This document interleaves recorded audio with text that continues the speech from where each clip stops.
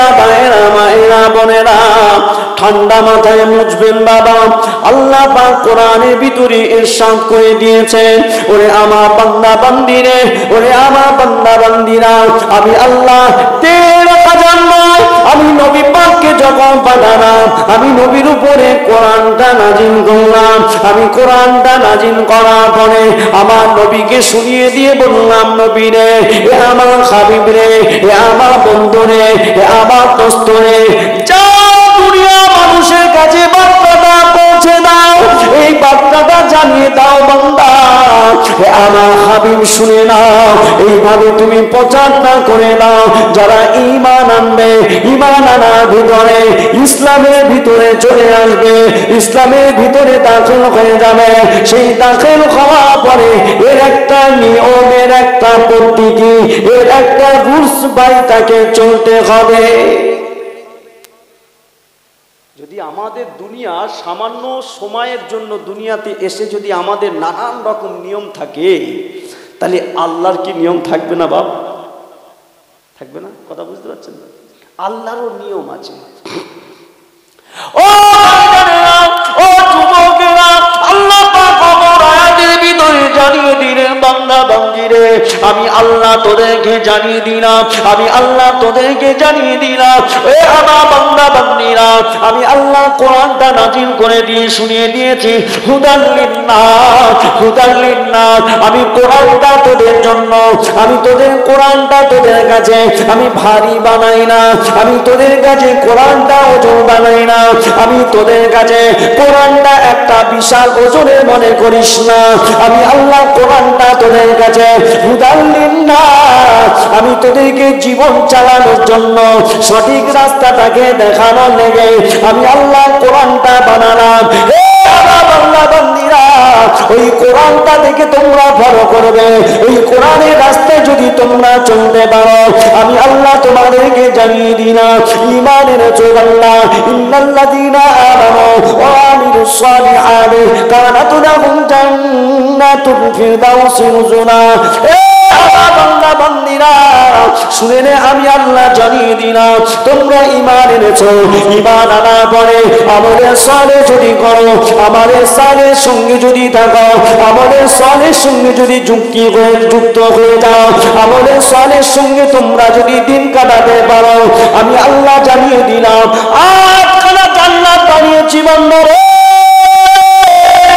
ওই 8খানা জান্নাতের ভিতরে আমি আল্লাহ একটা জান্নাতটাকে আমি আল্লাহ বড় নিয়ামতি, তার সম্মানটা, তার মাকামটা আমি অনেক সুন্দর করেছি। যে জান্নাতের নাম হলো জান্নাতুল ফিরদাউস। এই জান্নাতে তারা থাকবে, এই জান্নাতে তারা যাবে। কারা যাবে জান্নাতে? ইন্নাল্লাযীনা আমানু ওয়া আমিলুস সালিহাতি, নিশ্চয়ই তারা ঈমান এনেছে আল্লাহর উপরে, মালাইকার উপরে, নবীর উপরে, আসমানি কিতাবের উপরে, জান্নাত জাহান্নামের উপরে ঈমান আনা পড়ে আল্লাহ পাকের ভয় প্রদর্শনটা দিলে বসেছে, আর সেইভাবে মোতাবেক আমলটা নিজের আমলে সালেহ করেছে। সেই বান্দা বান্দীদের জন্য আমি আল্লাহ জানিয়ে দিলাম, ওদেরকে আমি জান্নাতুল ফিরদাউসটা নসিব করে দেব। 8খানা জান্নাত বানালাম। 8টা জান্নাতের ভিতরে একটা জান্নাতের নাম আল্লাহ প্রকাশ করলেন। সেই জান্নাত থেকে তোমাদেরকে আমি আল্লাহ ওই জান্নাতের বাসিন্দা তোমাদের বানাবো।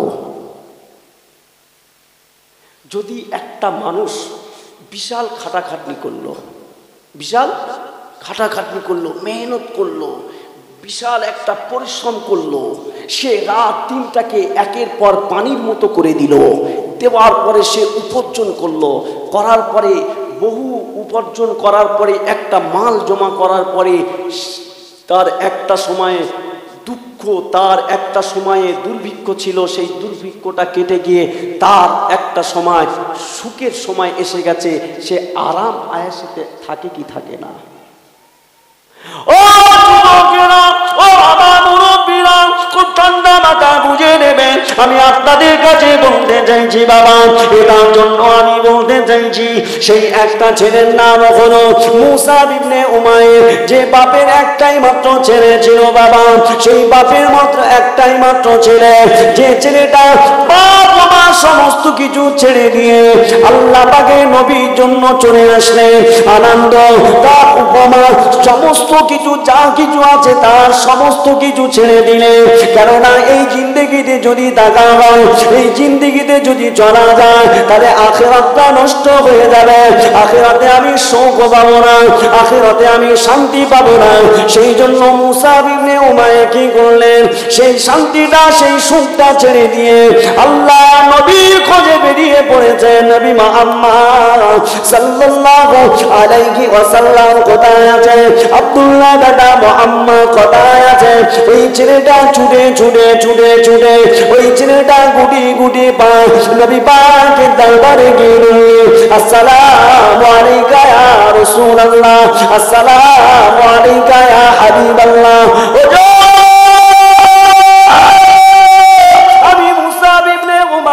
আমি বাড়ি খানা ছেড়ে দিয়ে, আমার আব্বা মা ছেড়ে দিয়ে, আমার পিতা মাতা, আমার সুখ শান্তি, আমার পোশাক আশাক সমস্ত কিছু ছেড়ে দিয়ে ইয়া রাসূলুল্লাহ, ইয়া হাবিবাল্লাহ, আপনার দরবারে চলে এলাম।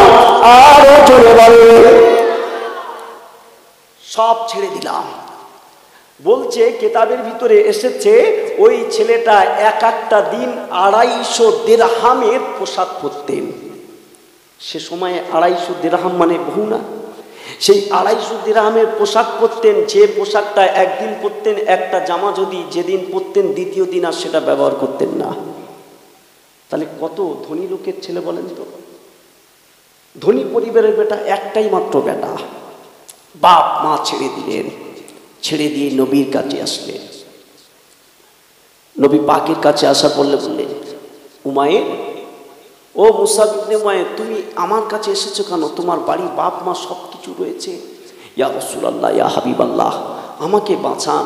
আমার ওই সুখ শান্তি আমি ভেবে চিনতে আমি দেখলাম ওই সুখ শান্তি আমাকে ওই জান্নাতে নিয়ে যেতে পারবে না। সেই জন্য আমি মুসা ইবনে উমাইর সেখান থেকে ছুটে ছুটে আপনার দরবারে এলাম।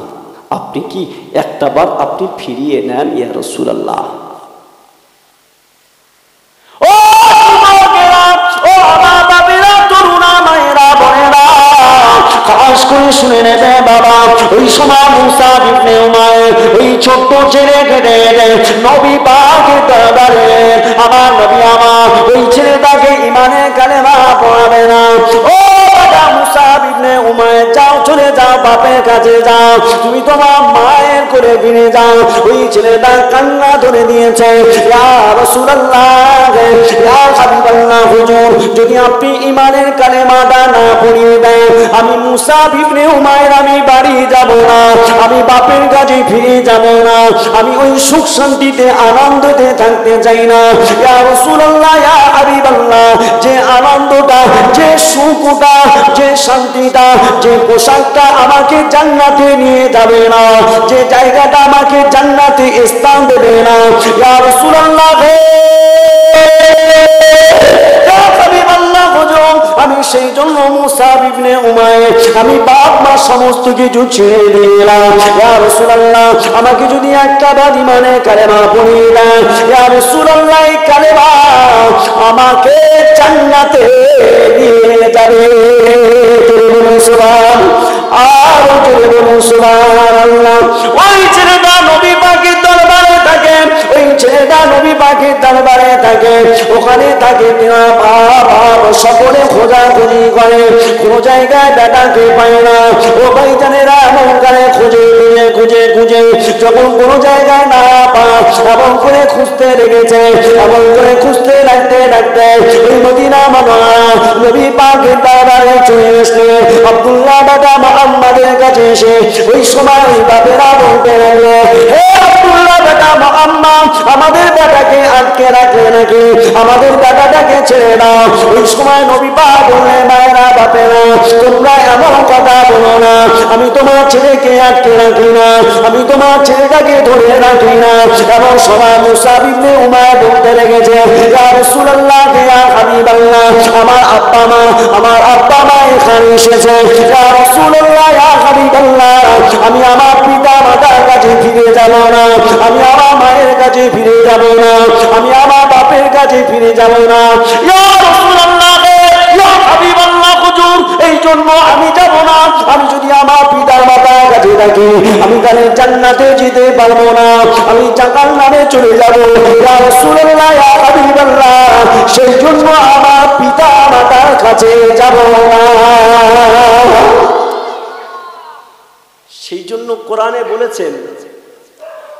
বলেছেন ওয়াকাদা রাব্বুকা আল্লা তা'বুদু ইল্লা ইয়্যাহু ওয়া বিল ওয়ালিদাইহি ইহসানা। প্রথম হলো আল্লাহর স্থান, আল্লাহর পরে নবীর পরে তার পিতা মাতা। তাহলে আল্লাহর হুকুমটা মানবে, দ্বিতীয়বারে রাসূলুল্লাহর হুকুমটা মানবে, তৃতীয়বারে পিতামাতার আদেশটাকে মানবে। যে পিতামাতাটা ওই পিতামাতার আদেশ তোমরা মানবে না, যে পিতামাতা তোমাকে সৎ আদেশ দেয় না, অসৎ আদেশ দেয়, সেই পিতামাতার কথা তখন তুমি মানতে না পারো। না মানলে আল্লাহ খুশি হবে, আর মানলে তোমার পিতামাতা খুশি হবে। কেন? তোমার পিতামাতাটা তোমাকে অবৈধ দিকে তোমাকে চালিত করছে, সেই জন্য তুমি তোমার পিতামাতার কথা নিলে না, তখন আমার আল্লাহ খুশি হয়ে যাবে। জোরে বলুন, একটু বাপ বেটায় বলে বলুন সুবহানাল্লাহ। নারায়ে তাকবীর, নারায়ে তাকবীর, নারায়ে তাকবীর। বলে আব্বা মার কথা মানা যাবে না, এই কথা কি? না, আমি তো ভুল বলি না, আমি তো ভুল বলছি না, আমি বলছি ওই পিতামাতার কথাটা নেওয়া যাবে না। যেই পিতামাতাটা আখিরাতটাকে ভুলিয়ে দেয়, যেই পিতামাতাটা জান্নাতটাকে ভুলিয়ে দেয়, যেই পিতামাতাটা আল্লাহ এবং রাসূলুল্লাহকে ভুলিয়ে দেয়, সেই পিতামাতার কথা নেওয়া যাবে না। কথা বুঝতে পারলেন? ভুল বুঝবেন না। ও যে কথা বলতে চাচ্ছিলাম, এই ছেলেটা বাবা দামি দামি কাপড়, দামি দামি জামা, দামি দামি কাপড় চোপড় সকল ব্যবহার করেছে বাবা। এমন একটা সময় দেখতে পাওয়া গেল আল্লাহ নবী যুদ্ধে জামা বেঁধে যায়, যুদ্ধে জামা যখন বেঁধে গিয়েছে, আল্লাহ নবী বলতে লেগেছে, ও বাবা সাহাবীরা, ও বাবা সাহাবীরা, কোথায় আছো? আমি রাসূলুল্লাহ ইসলামের পতাকাটা হাতে তুলে দেব। আমার সেই মুসাব ইবনে উমাইর, ওই ছেলেটা কোথায় গিয়েছে? ওই মুসাব ইবনে উমাইর, ওই সাহাবাটা কোথায় গিয়েছে? আমি রাসূলুল্লাহ ওর হাতে ঈমানের পতাকা তুলে দেব। কেন না? রাসূলুল্লাহ জানে ওই ছেলেটা যেভাবে ত্যাগটাকে স্বীকার করেছে, ত্যাগ স্বীকার করার পরে তার জীবনে আনন্দ, তার জীবনে যে আখিরাতের সুখময়টাকে সে নেমে নিয়েছে, তার জীবনে বাস্তবায়িত করেছে, সেই ছেলেটা যুদ্ধের ময়দানে শহীদ হয়ে যাবে। সেই জন্য সেই ছেলেটার হাতে আমি পতাকাটা তুলে দিতে চাই। সাহাবারা সকলে বলছে মুসাব ইবনে উমাইর কোথায়? ডাকা হলো মুসাব ইবনে উমাইরকে। ডেকে আনার পরে মুসাব ইবনে উমাইর বলছে, ইয়া রাসূলুল্লাহ, ইয়া হাবিবাল্লাহ, আপনি আমাকে ডেকে পাঠিয়েছেন? ও যুবকেরা, ও আমার বাপেরা, তরুণেরা, ওই সময় রাসূলুল্লাহ বলতে লেগেছে, ও মুসাব ইবনে উমাইর, শোনো শোনো, আমি রাসূলুল্লাহ জানিয়ে দিলাম, আমি হাবিবুল্লাহ জানিয়ে দিলাম, ওই ইসলামের পতাকাটা আমি তোমার হাতে দেব, আমি তোমার হাতে দেব। ওই সময় মুসাব ইবনে উমাইর আল্লাহ নবীকে বলেছে, ইয়া রাসূলুল্লাহ, ইয়া হাবিবাল্লাহ, আপনি যাতে খুশি, আমি মুসাব ইবনে উমাইর তাকে খুশি। ওই সময় যুদ্ধের ময়দানে চলে গিয়েছে বাবা, যুদ্ধের ময়দানে চলে গিয়েছে, যুদ্ধ শুরু হয়ে গেছে। এমন সময় শত্রু পক্ষে দলেরা তারা লক্ষ্য করে দেখতে পেল, ওই দেখো নবী পাকের সাহাবারা ইসলামের পতাকা নিয়ে দাঁড়িয়ে আছে। এমন করে ওই ছেলেটাকে লক্ষ্য করে বাবা এমন একটা আঘাত করা হয়েছে, ওই ছেলেটার ডান হাতটা কেটে গিয়েছে। এমন করে লক্ষ্য করে আঘাত করা হয়েছে, তরবারি খানা যখন আঘাত করা হলো ওই ছেলেটা বাম হাত কেটে গিয়েছে। এমন সময় ওই যুদ্ধের পতাকাটা, ইসলামের পতাকাটা ওই জমিনের উপরে পড়ে যাবে বলে সেই জন্য মুসাব ইবনে উমাইর এমন সময় দেখতে পাওয়া গেল ওই মুসাব ইবনে উমাইর ইসলামের পতাকাটা জমিনে পড়ে যাবে, সেই জন্য তিনি কি করলেন, না না না, ইসলামের পতাকাটা জমিনের উপরে পড়বে না। মুসাব ইবনে উমাইর এই দুটো হাতের বাইরে দিয়ে তিনি সেই ইসলামের পতাকাটা উঁচু করে রেখে দিয়েছিল। আর একটু জোরে বলেন দুরূদ শরীফ আল্লাহুম্মা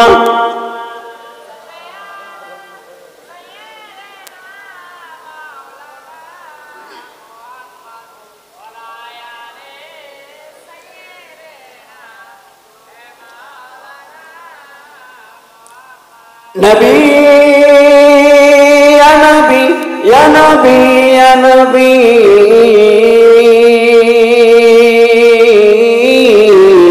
নবী ইয়া নবী ইয়া নবী ইয়া নবী ज़मीन और ज़मान तुम्हारे लिए, मदीने मक्के तुम्हारे लिए।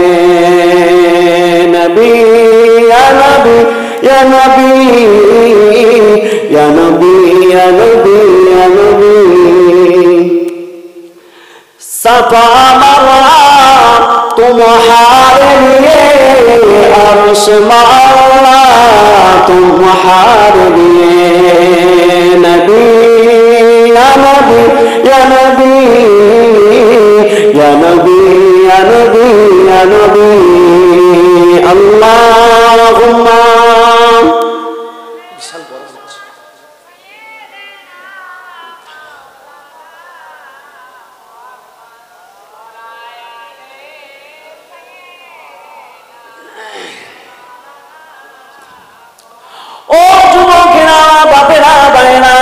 তাহলে যে ছেলেটা সেই ইসলামের পতাকাটা আল্লাহর নবী তুলে দিয়েছে, সেই ইসলামের পতাকাটা জমিনে পড়ে যাবে, না না এটা হতে দেওয়া যাবে না। সেই জন্য দুটো হাতখানা কেটে দেওয়া হলো, এই হাতের বায়ুখানা দিয়ে সেই পতাকাটা উঁচু করে রেখেছে। ইসলামের শত্রু পক্ষরা দেখতে পেল ওই পতাকাটা এখনো উঁচু হয়ে আছে। ও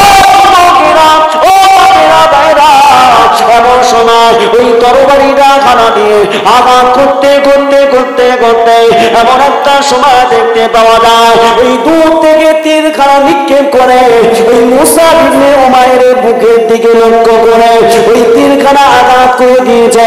ওই মুসাব ইবনে উমাইর জমিনের উপরে পড়ে গিয়েছে। এমন করে সাহাবারা সব বুঝতে পারলেন আর মুসাব ইবনে উমাইর দুনিয়ায় নাই। এমন করে নবী পাকের কাছে খবর চলে গেল। নবী পাকের কাছে খবর যাওয়া পরে এমন সময় দেখতে পাওয়া যায় আল্লাহ নবী কেঁদে জানে যার হয়ে যায়। আল্লাহ নবী এতটা কান্নাকাটি করছে, আল্লাহ নবী এতটা চোখে পানি ফেলছে। নবী পাক আমার এসে দেখতে পেল যে মুসাব ইবনে উমাইরের উপরে যে চাদরখানা ঢাকা আছে, এই সময় মুসাব ইবনে উমাইর এই শরীরের উপরে যে চাদরখানা ঢাকা আছে, আল্লাহ নবী এসে দেখতে পাচ্ছে ওই মাথার উপর ঢাকানো আছে, পায়ের দিকে খালি হয়ে যায়। এমন করে রাসূলুল্লাহ সাহাবাদেরকে ডেকে ডেকে বললেন, ও বাবা সাহাবীরা, ও বাবা সাহাবীরা, আমি রাসূলুল্লাহ বলছি বাবা ওই কাপড়টা পায়ের দিকে তোমরা টেনে দাও। আমি রাসূলুল্লাহ বলছি ওই কাপড়টা পায়ের দিকে টেনে দাও। যখন ওই কাপড়টা ফের পায়ের দিকে টানা হচ্ছে, ফের মাথার দিকে খালি হয়ে যাচ্ছে। রাসূলুল্লাহ বলছে সাহাবীরা, যে ছেলেটা জীবনে এত দামি দামি কাপড় পরেছে, যে ছেলেটা এত পোশাক ব্যবহার করেছে, আজ তার শেষ সময়ে কোনো পোশাক জুটলো না। ও সাহাবীরা, সে সময়তে মদিনার জমিনেতে একটা রেশমি ঘাস পাওয়া যেত বাবা। ওই ঘাস খানা নিয়ে বাবা ওই সময় সাহাবাদেরকে বলেছিল, ও বাবা সাহাবীরা ওই ঘাস খানা নিয়ে এসো। ওই ঘাস খানা নিয়ে আসা হলো। ওই সময় মুসাব ইবনে উমাইর ওই মাথার দিকে চাদরখানা টেনে দেওয়া হলো। ওই চাদরখানা টেনে দেওয়া পরে দেখতে পাওয়া গেল আল্লাহ নবী বললে, বাবা সাহাবীরা ওই ঘাসটা পায়ের দিকে ঢেকে দিয়ে ওই মুসাব ইবনে উমাইরকে আল্লাহ নবী বললে কবরের ব্যবস্থা ওই কবরে শুইয়ে দিয়েছে বাবা। আমি বলতে চাইছিলাম মূল বিষয়টা এখানে আসে। মুসাব ইবনে উমাইর যখন ইসলামের ভিতরে এসেছে ওই আয়াতটাকে ফলো করেছে, উদখুলু ফিস-সিলমি কাফা ওয়া লা তাত্তাবিউ খুতুওয়াতি শাইতান। তোমরা পায়রবি করো না, কার পায়রবি করো না? ইবলিস শয়তান আযাজিলের পায়রবি করো না, কেননা ইবলিস শয়তান ও পথভ্রষ্ট হয়ে গিয়েছে আর তোমাদেরকেও পথভ্রষ্ট করে দেবে। ও বান্দা বান্দীরা, তোমরা সেই আযাজিলের কথা তোমরা শুনবে না। এই আযাজিল থেকে বাঁচতে হবে, এটাই হলো বান্দাদের পরীক্ষা। এটাই হলো বান্দাদের পরীক্ষা। সে চেয়ে নিয়ে এসেছে ধোঁকা দেবে, আর বান্দা হলো ধোঁকা থেকে বাঁচবে। এই আলোচনা আপনাদের অসুবিধা হচ্ছে বা? এই দোয়া করে দিলে মনে হয় ভালো হয়। এই চালাবো না বন্ধ করে দেবো? কেউ কিছু বলে না, চালাবো শেষ করে দেবো? ও ভাইজানেরা, অপর একটা আয়াত এইবার তুলে এনেছে এখানে শোনেন বাবা। আল্লাহ কোরআন জানিয়ে দিল, ইয়া আইয়ুহাল্লাযীনা আমানু ইন্নামাল খামরু ওয়াল মাইসিরু ওয়াল আনসাবু ওয়াল আজলামু রিজসুম মিন আমালিশ শাইতান। আমার আল্লাহ কোরআন পাকের ভিতরে বললেন, হে আমার ঈমানদারগণেরা, এখানে বলে না হে কাফেরেরা, হে খ্রিস্টানেরা, হে হিন্দুরা, হে বৌদ্ধরা। এখানে আমার আল্লাহ বলেছে, ইয়া আইয়ুহাল্লাযীনা আমানু, হে ঈমানদারগণেরা, তোমরা যারা ঈমান এনেছো, হে আমার বান্দা বান্দীরা, তোমরা যারা আমি আল্লাহ আমাকে বিশ্বাস করেছো, আমি তোমাদের জন্য একটা বার্তা দিলাম। ও বান্দা বান্দীরা, আমি আল্লাহ আমার বন্ধু তোমরা কখন হবে? আমি আল্লাহ আমার বন্ধু দোস্ত কখন হয়ে যাবে? আমি আল্লাহ জানিয়ে দিলাম, ইন্নামাল খামরু ওয়াল মাইসিরু ওয়াল আনসাবু ওয়াল আজলামু রিজসুম মিন আমালিশ শাইতান। হে বান্দা বান্দীরা, তোরা ঈমান আমার ভিতর পড়ে, তোদের ভিতরে থাকবে জুয়া, তোদের ভিতরে থাকবে হারাম, তোদের ভিতরে থাকবে সুদ, তোদের ভিতরে থাকবে ঘুষ। আমি আল্লাহ জানিয়ে দিলাম, ওই প্রকৃতির বান্দা বান্দীরা যারা এই স্যাম্পেলটা নিয়ে ঘুরে বেড়ায়, মুসলমানেরা যাদের ভিতরে এই চরিত্রগুলো আছে, যাদের ভিতরে এই কাজগুলো আছে, ওরা কখনো আমি আল্লাহ আমার বন্ধু হতে পারে না। রিজসুম মিন আমালিশ শাইতান, ওরা হলো ইবলিস শয়তানের বন্ধু। ওরে বান্দা বান্দিরে, আমি আল্লাহ আমার দোস্ত হবি না, আমি আল্লাহ আমার কি দোস্ত বানবি না। যদি তোমরা দোস্ত হতে চাও, যদি আমি আল্লাহ আমার বন্ধু হতে চাও, তোমাদের ভিতর থেকে এগুলো ডিলিট করে দাও। যদি তোমরা ডিলিট করতে পারো, ডিলিট করে দিয়ে আমি আল্লাহ বললাম, ইয়া আইয়ুহাল্লাযীনা আমানু তুবু ইলাল্লাহি তাওবাতান নাসুহা। হে ঈমানদারগণেরা, আমি আল্লাহ জানিয়ে দিলাম, তোমরা তওবা করো, ইখলাসের সঙ্গে ফিরে এসো, আমি আল্লাহ তোমাদেরকে ক্ষমা করে দেব। আর একটু জোরে বলা যায় না? ক্ষমা কে করবে বলেছে? আল্লাহ। আল্লাহ তো ক্ষমা করবে বলেছে।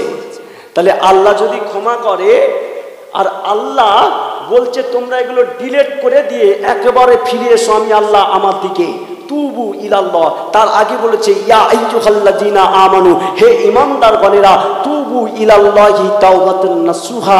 আমি আল্লাহ তোমাদেরকে ছাড়ের একটা রাস্তা আমি রেখে দিয়েছি, তোমরা সেই রাস্তা থেকে সেই পথটা অবলম্বন করো। আমি আল্লাহ তোমাদেরকে আপন করে নিয়ে আমি আল্লাহ তোমাদেরকে ফের সেই আপন জায়গায় আমি আল্লাহ টেনে নেব। জোরে বলুন। ও ভাইজানেরা, তোমার পিতা মাতা, তোমার আব্বা মাতা কত তোমাকে ভালোবাসে, তোমার পিতা মাতাটা তোমাকে কত আদর করে, তোমার পিতা মাতাটা তোমাকে কত মহব্বত করে। আমার আল্লাহ জানিয়ে দিল, ওরে বান্দা বান্দি রে, আমি আল্লাহ জানিয়ে দিল, আমি আল্লাহ জানিয়ে দিলাম, আমি আল্লাহ তোদেরকে শুনিয়ে দিলাম, শুনে নে হে আমার বান্দা বান্দিরা, তোদের পিতা মাতার কাছ থেকে যদি একটা বাচ্চা হারিয়ে যায়, এই বাচ্চাটা যখন বছর কি বছর পরে আমি আল্লাহ আমার কাছে ওই বাচ্চাটা মায়ের কোলে যখন ফিরে আসে, ওই বাচ্চা বোম্বাই চলে গেছে, হায়দ্রাবাদে চলে গেছে, দিল্লিতে চলে গেছে, এই বাচ্চাটাকে পাওয়া যায় না, ওই বাচ্চাটাকে চারিদিকে খোঁজাখুঁজি হয়। যখন 5 বছর 10 বছর পরে ওই বাপ মায়ের কাছে ফিরে আসে, আত্মীয় স্বজনেরা পিতা মাতারা আনন্দ হয় কি হয় না বাবা? আনন্দ হয় না? কি কান্না কাঁদছে বাচ্চাটাকে জড়িয়ে নিয়ে, আমার সোনার মানিক কোথায় গিয়েছিলি এতদিন, তুই কোথায় ছিলিস? মানে কপালে মুখে চুমু খায় কি খায় না আদর করে। সেই আল্লাহ বলছে বান্দা বান্দিরে আমি আল্লাহ জানিয়ে দিলাম, ওই আল্লাহ পাক জানিয়ে দিয়েছে, ওরে বান্দা বান্দি তোর পিতা মাতারা যত না ভালোবাসে, আমি আল্লাহ তোমাকে আমি আল্লাহ 70 গুণ বেশি ভালোবাসি। তাহলে আল্লাহ যদি 70 গুণ আমাদেরকে ভালোবেসে থাকে, তাহলে আজকে তো আমরা সেই আল্লাহর কথা স্মরণ করি না। কথা ঠিক না বলবো? আল্লাহর কথা আমরা মানি না। বলছে দেখেন আমাদের নিয়মগুলো চলবে, কিন্তু আল্লাহর যে সমস্ত নিয়মগুলো আছে ওগুলো চলবে না। আপনি টিউশনি পড়াবেন, মাস্টারকে আপনার রুলসটা বলে দিলেন, আপনার দোকানে একজন কর্মচারী কাজ করবেন, আপনার নিয়ম সিস্টেম এই সময় আসতে হবে, এই সময় দোকান খুলতে হবে, এই সময় শাটার তুলতে হবে, আপনি আপনার সিস্টেমগুলো বলে দিলেন, তাহলে আল্লাহ কি এই বান্দাকে রুজির ব্যবস্থা করে দিয়েছে? সেই আল্লাহ বলছে বান্দা আমি আল্লাহ আমার সিস্টেমকেও তুমি মেনে চলো। তুমি যদি তোমার কর্মচারীকে রাগ দেখাও, তুমি তোমার কর্মচারীকে যদি তুমি মজলুম ব্যক্তিকে আঘাত করো, তুমি সেই তোমার রুলসটা না মানার জন্য আমি আল্লাহও তোমাদেরকেও ছাড়বো না। আমি আল্লাহও তোমাদেরকেও এর বিচার করে এর সঠিক পাওনাটা আমি আল্লাহ বুঝিয়ে দেব। কথা ঠিক না বলবো? আল্লাহ তো আল্লাহ ওয়াদা করে, আল্লাহ কি ওয়াদা খেলাপ করে? বাপ ওয়াদা খেলাপ করে? আল্লাহ ওয়াদা খেলাপ করে না, কিন্তু বান্দা কিন্তু ওয়াদা খেলাপ করে। এই বান্দার ওয়াদা খেলাপ করে না? বান্দার ওয়াদা খেলাপ করে, কিন্তু আল্লাহ ওয়াদা খেলাপ করে না। ও নওজোয়ান যুবকেরা, সেই আল্লাহ কথা যদি অনুসরণ করে চলে, সেই আল্লাহ কথা যদি অনুকরণ করে চলে, সেই নবীর উপরে যদি সুন্নাতের জিন্দেগিটা চালান, ও ভাইজানেরা আল্লাহ পাকের ওলিদেরকে এখানে খাড়া করা হলো। আল্লাহ পাকের ওলিরা যে কথা বলে, যে ওলিদের কাছে বায়াত হয়ে যায়, যে ওলিদের কাছে বায়াত হয়ে যায়, ওই মুরিদের জন্য ওই ওলির কথা শোনাটার জন্য অজীব হয়ে যায়। ও ভাইজানেরা ওই মুরিদের জন্য তার ওলির কথা, তার ওস্তাদের কথা, তার পীরের কথা মানা তার জন্য অজীব হয়ে যায়। ও ভাইজানেরা যদি পীরটা যদি বলে ওরে বান্দা রে আমার মুরিদ যা চলে যা, যা চলে যা, যা চলে যা, তুই যদি নোংরা জায়গায় চলে যা, তুই যদি বেশ্যাখানায় চলে যা, হে মুরিদ চলে যা, ওই নোংরা জায়গায় চলে যা, কিন্তু আমি আপনি কি বলবো? আমার আপনার পীর এই কথা বলতে লেগেছে, আমার পীরটা বলছে নোংরা জায়গায় যা, না না না না না, এ পীরটা ভালো না। কিন্তু পীর কি কথা বলেছে, আল্লাহর ওলি কি কথা বলেছে, আমরা কখনো বুঝি না, আমাদের ভিতরে সে জ্ঞানটা নাই। ও ভাইজানেরা আল্লাহ পাকের ওলি বান্দা বড় পীর গৌসুল আজম, আল্লাহ পাকের ওলি বান্দা বড় পীর আব্দুল কাদের জিলানী রাহমাতুল্লাহ আলাইহি একটা মাহফিলে ওয়াজ করতে করতে আল্লাহর ওলি বান্দা সকল শ্রোতারা বসে আছে, ভক্ত মুরিদেরা ওয়াজ নসিহত শুনছে, এমন করে দেখতে পাওয়া যায় বড় পীর আব্দুল কাদের জিলানী রাহমাতুল্লাহ আলাইহি এই স্টেজে জলসা করছে। এমন সময় স্টেজের পাশে একটা মানুষ আছে, সেই মানুষটা সওবত নিয়ে বড় পীর গৌসুল আজমের সওবতটা নিয়ে বসে আছে। বড় পীর গৌসুল আজমের সওবতটা নিয়ে বসে আছে। এখন বলুন আল্লাহর ওলি বান্দা জলসা করতে করতে করতে করতে দেখতে পাচ্ছে এখন ওই ওই মুসল্লিটা, ওই আল্লাহর বান্দাটা, মুরব্বীটা ঘুমিয়ে পড়েছে। এখন গৌসুল আজম বলছে, মানুষেরা এখানে সব চুপ হয়ে যাও, স্তব্ধ হয়ে যাও, এই মানুষটা ঘুমোচ্ছে, এর ঘুমের ব্যাঘাত ঘটাবো না, এর ঘুমের ব্যাঘাত যেন না ঘটে। আচ্ছা যদি বলেন এখানে যদি একটা মানুষকে ঘুমোয়, আর আমি যদি বলি এই মানুষটা ঘুমোচ্ছে, আপনাদের ইমাম সাহেব ঘুমোচ্ছে, এর ঘুমের ক্ষতি করে জলসা করবেন, সকলে বসে থাকেন, সকলে একটা ভাববে কি ব্যাপার বলো, একটা মন্তব্য হবে কি হবে না? ও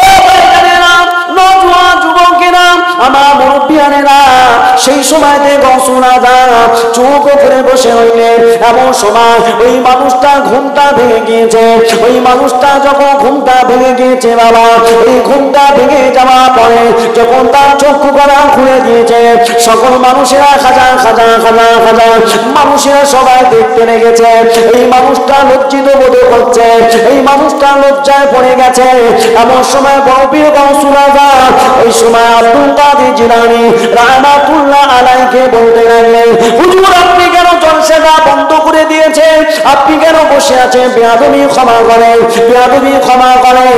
এমন কথা বলতে বলতে শুনতে পাওয়া গিয়েছে বাবা, আল্লাহর ওলি বান্দা গৌসুল আজম বলতে লেগেছে, ও আল্লাহ পাকের বান্দা, তুমি যে ঘুমিয়েছিলে, সেই ঘুমিয়ে ঘুমিয়ে ঘুমিয়ে ঘুমিয়ে তুমি যে এখান থেকে ঘুমিয়ে ঘুমিয়ে ঘুমিয়ে ঘুমিয়ে মদিনা মানারায় নবী পাকের সঙ্গে সাক্ষাৎ করছিলে, ও আল্লাহ পাকের বান্দা, নবী পাক সাল্লাল্লাহু আলাইহি ওয়াসাল্লামের সঙ্গে সাক্ষাৎ তো করেছিলে বাবা, তুমি সেই নবীর সঙ্গে কথা বা কথন হয়, আলোচনা হয়, সেই জন্য আমি গৌসুল আজম আমার আলোচনার থেকে নবী পাকের আলোচনা অনেক ঘটবে, সেই জন্য আমি রাসূলুল্লাহর আলোচনা ব্যাঘাত ঘটবে, সেই জন্য আমি গৌসুল আজম চুপ করে বসে আর একটু জোরে বলো সুবহানাল্লাহ। ও মুমিনা, ও আমার বাপেরা ভাইরা, ওই সময় আল্লাহ ওই বান্দাটা যখন এই কথা বলেছিলেন, ওই মুরব্বিটা বলতে লেগেছে, হুজুর আমি ঘুমিয়ে ঘুমিয়ে ঘুমিয়ে ঘুমিয়ে আমি নবী পাকের দিদার লাভ করছিলাম, ও গৌসুল আজম, আর আপনি জেগে জেগে জেগে জেগে আপনিও নবী পাককে দেখেছিলেন। জেগেও দেখা যায় আর ঘুমিয়েও রাসূলুল্লাহকে দেখা যায়, কিন্তু সেই জীবনটা, সেই আদর্শ, সেই রাসূলুল্লাহর পথের প্রতীক হতে হবে, সেইভাবে জীবনটাকে তৈরি করতে হবে। কথা ঠিক না ভুল গো বাপ? এতগুলো মানুষের ভিতরে কজন নামাজি তা জানি না, এতগুলো মানুষের ভিতরে অনেকে রাগ করবে। আজ বাস্তব চিত্র কটা কথা বলে যাচ্ছি, আগামীতে 1 জানুয়ারি আসতেছে না বাবা, 26 তারিখে চলে গেল বড়দিন। মুসলমানের ঘরে বড়দিন পালন হচ্ছে, ফিস্টি করে খাচ্ছে, ফিস্টি করে খাচ্ছে। আর 1 জানুয়ারিতে মুসলমানের ছেলেটা, যে ছেলেটা নামাজ নাই, যার ভিতরে রোজা নাই, মসজিদে চাঁদা চাইতে গেলে সে বহু রকম কথা বলে, 1 থেকে 10টা কথা শোনায়, আর সেই ছেলেটা দেখো 1 জানুয়ারিতে ডিজে বাজিয়ে একেবারে 407 ভাড়া করে তারা ঘুরতে যাচ্ছে, পিকনিক করতে যাচ্ছে। সেপের বলতে যাই মুসলমানের ছেলে, সেপের মুসলমানের ছেলে। বাপ মাকে 100 টাকা দিতে গেলে গাজালা করে, আর ডিজে বাজিয়ে নাচ গান করতে, মদ শরাব খেয়ে তামাশা করতে, তখন 1000 টাকা চলে গেলেও এর কোনো যায় আসে না। এই হলাম তো আমরা মুসলমান, এই হলাম তো আমরা মুসলমান। সংক্ষেপে দোয়া করে দেব, শেষ করে দেব, এই কথাটা একটু বলে ছাড়বো। এই বলে ছাড়বো কি, যুবক ভাইরা রেগে যাবে, কিন্তু রাগলেও হক কথা এই আগামী দিনের জন্য আমি এটা আপনাদের কাছে বলে যাই। মানার হলে মানবেন, না মানার হলে ছেড়ে দেবেন। মানার হলে মানবেন, আর না মানার হলে ছেড়ে দেবেন। যদি আপনার যদি বুদ্ধিতে কুলোয় যে এই কথাটা ঠিক, এটা মানবো, আর তাহলে মানবেন। আর যদি বলেন না এটা বেকার, আপনার মানার দরকার নেই। আমি কিন্তু হকটা আদায় করে গেলাম, কিন্তু আপনিও শোনার পরে আপনার যে হক আছে, আপনি যদি সেই হকটা না আদায় করেন, কিন্তু আপনি নিজে ধরা পড়ে যাবেন। বলা হবে ইমাম সাহেব শুনিয়েছিল, বলা হবে আলেম সাহেব শুনিয়েছিল, বলা হবে মুফতি সাহেব শুনিয়েছিল, হে কান জবানটা খুলে দাও, হে কান তুমি বলতে লাগো, তখন কান তখন বলে দেবে। আল্লাহ শুনেছিল, কাজ করে। ও ভাইজানেরা, যারা পয়লা জানুয়ারি করে, শরিয়াতটা বলে দিয়েছে বাবা, শরিয়াতের ফতোয়া করো, যারা পয়লা জানুয়ারি পালন করে, এই পয়লা জানুয়ারিটা পালন করা হারাম, হারাম, হারাম। মুসলমানের ঘরের ছেলেটা যে বলে আমি মুসলমান, যে বলে আমি ঈমানওয়ালা, যে বলে আমি মুসলমান, আমার পরিচয়, ওই মুসলমানের ছেলেটা যদি আজকে পয়লা জানুয়ারিতে সেই ডিজে বাজায়, সেই জানুয়ারিটাকে পালন করে থাকে বাবা, ও ভাইজানেরা, একটা কথা বলতে যাচ্ছি আমি, এখানে বুঝিবেন ভালো করে। ও ভাইজানেরা, যে ছেলেটা শরীয়তের উপরে চলে না, যে ছেলেটা হারাম কাজে লিপ্ত আছে, সেই ছেলেটা যদি বলে আমি মুসলমানের বেটা, আমি মুসলমানের ঘরে জন্ম নিয়েছি, আমি হলাম বিশাল বড় মুসলমান, আমি হলাম নবীর পাগল, আমি হলাম আল্লাহ পাগল, না, বললে না, তুই আল্লাহ পাগল না, নবীর পাগল না, তুই যেটা পরিচিত মুখে, তুই মুখে দিয়ে বলেছিস, কিন্তু অন্তর থেকে বলিস না বান্দা, তুমি হলে ইবলিস শয়তানকে তুমি খুশি করেছো, তুমি এদিকেও না ওদিকেও না, তুমি কোন জায়গায় নিজে চিন্তা করো। ও ভাইজানেরা, কঠিন কথা হলো, এ জাতের না ও জাতের না, সে কোন জাতের। ও ভাইজানেরা, আজকে যুবক ছেলেরা শেষ হয়ে গিয়েছে, যুবক ছেলেরা আজকে পতন হয়ে গিয়েছে। কেন জানেন? একটা সময় দেখতে পাওয়া গিয়েছিল ওই যুবকরা মেয়েদের পিছনে ছুটত বাবা, কিন্তু এখনকার সময় দেখতে পাওয়া যাবে ওই যুবকরা আর মেয়েদের পিছনে ঘোরে না, ওই যুবকরা বাবা ফ্রি ফায়ার পাবজির পিছনে ঘুরছে। ও ভাইজানেরা, নতুন যুবকেরা তারা আজকে মোবাইলের সময় দিচ্ছে, মেয়েদের দিকে দেখে না। তাহলে একটা সময় জেনা হতো, জেনাটা বন্ধ হয়ে গেছে, জেনাটা শেষ হয়ে গেছে, জেনার গোনা থেকে বেঁচে গিয়েছে, কিন্তু ফ্রি ফায়ার পাবজি গেমেতে তোমার ইমানটা টানাটানি হয়ে গেছে, তোমার ইমান নষ্ট হয়ে যাবে, তোমার ইমানটা ঘাটতি হয়ে যাবে। তোমার তখন জেনা হতো, তুমি তখন জেনা থেকে তুমি যদি মাপ চেয়ে আল্লাহ মাফ করে দেবে। যদি তোমার ইমান চলে যায়, যদি তোমাকে বলা হয় কাবা শরীফের দরজায় লাথি মারো, ওই কাবা শরীফের দরজায় তুমি গুলি করো। ও মুসলমানের ছেলে, তুমি আজকে বলছো মোবাইলে আমি এগুলো করছি, কিন্তু না না না না না, তোমার ইমানটা আছে কি নাই তুমি জিজ্ঞাসা করে নাও। আজ আপনাদের কাছে হাতে ধরে বলে যাব, পায়ে ধরে বলে যাব, যদি আজকে আপনাদের বাড়ির ছেলে মেয়েরা যদি আজকে এই জানুয়ারিতে যদি এই হারাম কাজটা করে, এই বাপ হয়ে মা হয়ে যদি তাদেরকে না বাধি দেয়, যদি তাদেরকে না রুকে দেয়, ও ভাইজানেরা, তুমি নামাজি হলেও, তুমি আলেম হলেও, তুমি হাফেজ হলেও, তুমি ডাক্তার হলেও, তুমি পিতা হয়ে, তুমি মাতা হয়ে, তুমি মা হয়ে, তুমি ভাই হয়ে, সেদিনকে তুমি ছাড় পাবে না। ও ভাইজানেরা, এরাই হলো আদ-দায়ুস। দায়ুস কখনো জান্নাতে যেতে পারে না। আদ-দায়ুসু লা ইয়াদখুলুল জান্নাহ, যারা হলো পিতা মাতার অবাধ্য সন্তান, যারা পিতা মাতার কথা শোনে না, তাদের নিজের মতো হারাম হালাল বাঁচে না, সে নিজের মঞ্চে জিন্দেগিটা চালায়। না না, মুসলমান ঘরের ছেলেরা, আমার বাপেরা, ওইভাবে যদি জীবনটা চালানো হয়, ওইভাবে যদি চলতে চায়, তাহলে দায়ুস কখনো কখনো কখনো জান্নাতে যাবে না। ওই যুবকটা জান্নাতে যাবে, আর সে কি করবে? তার পিতাকে নিয়ে যাবে, এমন করে সঙ্গে সাথীদেরকে, সে তাদেরকে যে রুকলো না, তাদেরকেও সে জাহান্নামে নিয়ে যাবে। আমার ছেলেটা, আমি ইমাম সাহেব, আমার ছেলেটা জানুয়ারি পালন করছে, বিশাল বেবা মাল খেয়ে উন্মাদ, আর আমি নামাজ পড়ছি। আমার ছেলেকে বলুন না, বাপ কোথায় যাচ্ছি রে?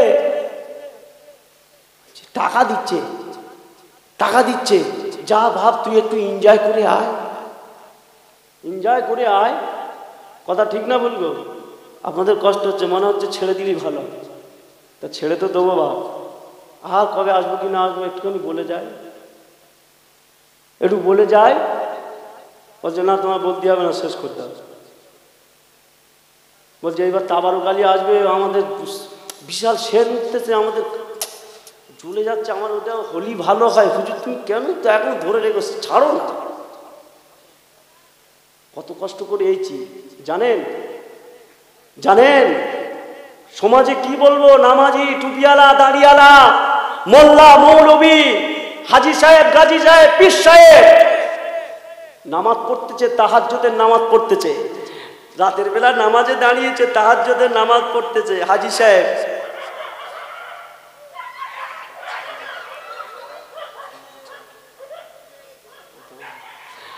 সাহেব নামাজ পড়তেছে তাহাজ্জুদের রাতের বেলা, বিশাল নামাজ পড়তেছে, কিন্তু এদিকে হুপের লাইন চলতেছে।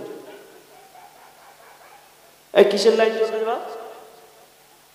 হুপ মেরে লাইনলে, হুপের তার লাইন ডালে তাহাজ্জুদের নামাজ পড়তেছে। হবে হবে তো? ও যুবকেরা, খাস করে আর একটা কথা শুনে যান, তাহলে জানুয়ারিটা আপনি শুনে নিয়েছেন বাবা। তাহলে আত্তাইসুনা ইয়াদখুলুল জান্নাহ, যারা অবাধ্য সন্তান, পিতামাতা কথা শুনবে না, ওই অবাধ্য সন্তানটা, হে যুবকেরা, মা মায়েরা, বোনেরা, শুনে নাও, তোমরা ভালো করে শুনে নাও, ওই যুবকটা জাহান্নামে যাবে। ওরা দাইস কখনো জান্নাতে যেতে পারে না, ওরা জান্নাতে যেতে পারবে না। আর একটা কথা শুনে নেন বা, আপনি তো মারা যাবে, আপনি মরে যাবে, আমিও মারা যাব, আমিও চলে যাব, আপনিও চলে যাবেন, কেউ এই দুনিয়াতে থাকবে না।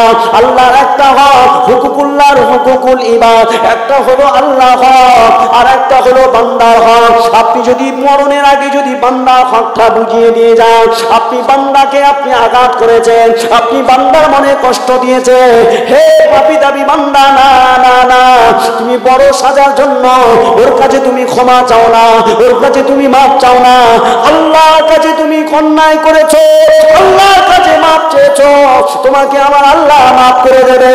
কিন্তু বান্দার কাছে তুমি অন্যায় করেছো, বান্দার মনে আঘাত দিয়েছো, বান্দার মালটা তুমি মেরে খেয়েছো, বান্দার মালটাকে তুমি আত্মসাৎ করেছো। রে বান্দা, তুমি নামাজ পড়ো না কেন, তুমি রোজা রাখো না কেন, তুমি 3 বার 2 বার 14 বার হজ করো না কেন, তোমার হজ রেখে দাও, নামাজ রেখে দাও। ওরে বান্দা, তুমি ওই হকটা আদায় করলে না, তুমি জান্নাতে যেতে পারবে না। কিয়ামতের ময়দানে ওর কারণে তুমি পাকড়াও হয়ে যাবে। আজ মুসলমানের ঘরের ছেলে ভাই একেবারে, ছেলে মেয়ে অনেক হয়েছে, বোনের একেবারে পাওনা থেকে বঞ্চিত করে দিয়েছে। এবং তুই আমার জমি লিবি, এতদিন ধরে মানুষ করলুম, বিয়ে দিলুম, তুই ফের লিবি, ভাগ লিবি। ভাবি বলতে যে, তুই যদি আসিস তোর শুনবো, আর তোর আমার ঘরে যাই না। বাস্তব কথা বলতেছি, ভাই ভাই প্রবলেম, সব জমি জায়গা নিয়ে এ ওরে কাটতেছে, ওরে ছাড়তেছে, এরে কাটতেছে, ওরে ছাড়তেছে, বিশাল ব্যাপার। ফের বলে আমি নামাজি, আমি বিশাল নামাজ পড়ি, তুই জানিস আমি যা ইবাদত করি, সাংঘাতিক রাতের বেলা আমল করতেছি। ও ভাই জানেরা, আমার বলার উদ্দেশ্যটা হলো এটা, যদি আমি নামাজি হই, আমি আল্লাহ ওয়ালা হই না কেন, আমি বান্দার হকটা মেরে খেয়েছি, বান্দার হকটা মেরে খেয়েছি, ওর হকটা আমি বুঝিয়ে দিলাম না, ওর হকটা আমি বুঝিয়ে দিলাম না, আমানতের মালটাকে আমি খেয়ানত করে ফেললাম। ও হাজী সাহেব, ও গাজী সাহেব, ও যুবক সাহেব, ও নামাজি সাহেব, ও আলেম সাহেব, রেখে দাও তোমার সাহেব গুলো, তুমি কখনো জান্নাতে যেতে পারবে না। নবী পাক যখন মক্কা থেকে মদিনা সফর করছিলেন, এমন একটা সময় জিবরাইল আলাইহিস সালাম নবী পাকের কাছে আসলেন। ইয়া রাসূলুল্লাহ, ইয়া হাবিবাল্লাহ, আপনার ঘরটাকে ঘেরাও করে ফেলেছে। ইয়া রাসূলুল্লাহ, ইয়া হাবিবাল্লাহ, আপনাকে আমার আল্লাহ নবী পাককে বললেন আপনাকে মদিনায় চলে যেতে হবে। এমন সময় আল্লাহ নবী যখন কথা বললেন, ইয়া রাসূলুল্লাহ, ইয়া হাবিবাল্লাহ, আপনি সূরা ইয়াসিনের ওই আয়াতটা, ওয়াজআলনা মিন বাইনি আইদিহিম সাদ্দা ওয়া মিন খালফিহিম সাদ্দা ফাআগশাইনাহুম ফাহুম লা ইউসিরুন, এই আয়াতখানা পড়ে ওই বালুখানা তুমি ফু দিয়ে দাও, ওই বালুখানা দেওয়ার পরে আমার আল্লাহ ওদের চোখে চোখে পৌঁছে দেবে। জিবরাইলকে বলছে, এই মক্কার মানুষদের আমানতের মাল আমার কাছে আছে, আমি নবী ওদের কি আমানতের মালটাকে বুঝিয়ে দিয়ে যাব না? আমি নবী কি ওদের কি আমানতের মালটাকে খেয়ানত করব? আমি নবী ওদের আমানতের মালটাকে বুঝিয়ে দেব না? আচ্ছা, নবী পাক সে সময় আমানতের আমাল, মানে যে আমানতের মালগুলো দিয়েছে, সেই আমানতের মালগুলো প্রত্যেককে বুঝিয়ে দিয়ে রাসূলুল্লাহ মক্কা থেকে মদিনায় সফর করেছিলেন। জোরে বলুন।